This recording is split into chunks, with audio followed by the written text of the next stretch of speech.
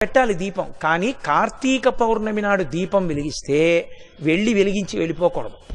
కొవ్వొత్తితో అస్సలు వెలిగించకూడదు దీపాన్ని. ఎందుకంటే అది చచ్చిపోయిన జంతువు యొక్క కొవ్వుతో తయారు చేయబడుతుంది. వెంటనే ఆ దీపం అపవిత్రం అవుతుంది.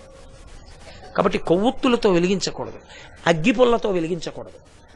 కార్తీక పౌర్ణమి నాడు సుగంధమైనటువంటి దాంతో, అంటే అగరుపుల్ల వెలిగించుకుని అగరపుల్లతో దీపాన్ని వెలిగించుకోవాలి. వెలిగించి వదిలేయకూడదు.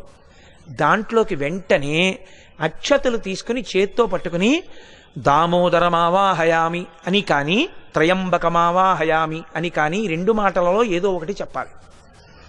అంటే దామోదరుణ్ణి కానీ త్రయంబకుణ్ణి కానీ దీపం మీదకి ఆహ్వానం చెయ్యాలి. ఎక్కడైనా చెత్త ఉండిపోయినా కూడా రేపు లౌకికాగ్నితో వెలిగించకూడదు. ఈ ఆవాహన చేయబడిన దీపంతో వెలిగించి ఆ దీపం దగ్గర నిలబడి ఒక మాట చెప్పాలి అందరు. కీటాహ పతంగాహ మశక